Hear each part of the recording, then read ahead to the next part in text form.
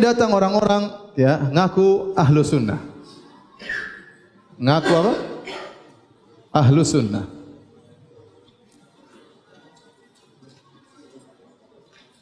Saya bilang nama ahlu sunnah wal jamaah ini nama yang mulia. Nama yang mulia. Nama ini bukan untuk mentazkiyah diri, bukan. Bukan kalau saya katakan saya ahlu sunnah berarti saya mentazkiyah diri saya, tidak. Sebagai nama pembeda. Sebagai nama pembeda daripada kelompok yang lainnya. Ya, sama seperti kita, Islam beda dengan Yahudi, Nasrani dan agama yang lain. Sama. Ahlu sunnah disebut ahlu sunnah penamaan tersebut untuk membedakan antara ahlu sunnah dengan ahlul bid'ah. Antara firqah najiyah dengan firqah yang halikah. Jadi tujuannya disebut ahlu sunnah adalah untuk membedakan. Karena di zaman tersebut banyak bid'ah-bid'ah, maka harus dibedakan. Seperti perkataan Ibnu Sirin. Disebut oleh Imam Muslim dalam Muqaddimah Sahih Muslim. Waktu mereka menyebutkan hadis, maka Ibnu Sirin berkata, "Sammulana rijalakum." Sebutkanlah rawi-rawi hadis ini. Kalau ini dari ahlu sunnah, yunzar ila ahlu sunnah, fayuqbal hadithuhu. Kalau ini perawinya ahlu sunnah, diterima hadisnya. Kalau perawinya ahlu bid'ah, ditolak. Kenapa? Karena di zaman periwayatan hadis tersebut mulai muncul ahlul bid'ah. Maka perlu ada nama yang bedakan antara ahlus sunnah dengan ahlul bid'ah. Perlu ada. Nah sekarang semua orang ngaku-ngaku ahlus sunnah. Ya. Maka perlu ada para ulama bikin nama baru. Namanya apa? Salafiyin atau salafiyun. Manhajus salaf. Dan mereka tidak berani menamakan diri mereka manhajus salaf. Karena mereka tahu konsekuensinya. Kalau bilang manhajus salaf harus ada salafnya. Kalau ahlus sunnah mereka masih ngaku kita ahlus sunnah ya. Kok bikin bid'ah? Ini bid'ah hasanah. Berarti ahlul bid'ah hasanah. Ahlul bid'ah hasanah wal jamaah. Paham ya? Jadi sebenarnya ini nama yang mulia ahlus sunnah. Berarti ente harus berdalil dengan sunnah, harus dengan dalil.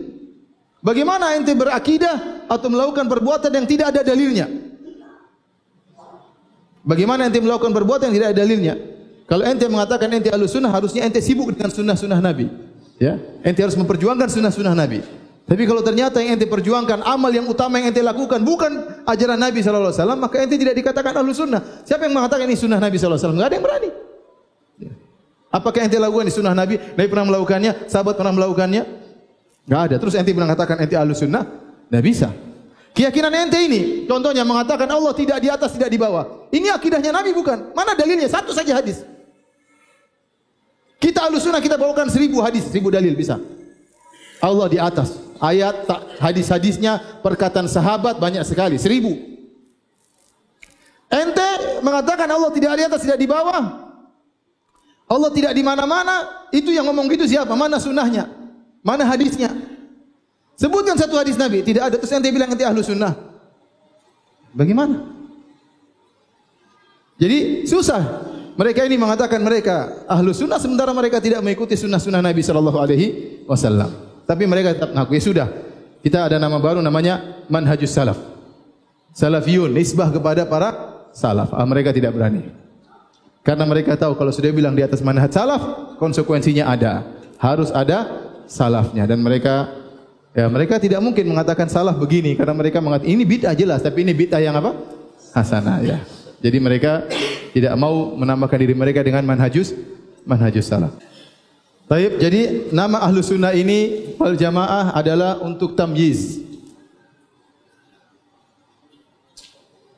Pembeda.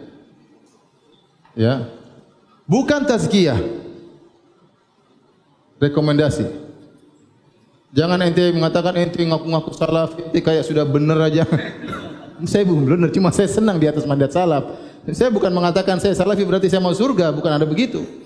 Saya salafi untuk membedakan saya tidak seperti mereka. Manhaj saya berbeda dengan apa? Mereka. Maksudnya manhajus salaf yaitu berusaha mengikuti apa? Manhajus salaf, ya.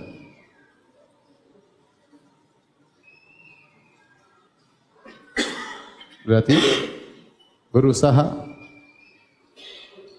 meniti jalan para salaf secara umum, terutama tidak.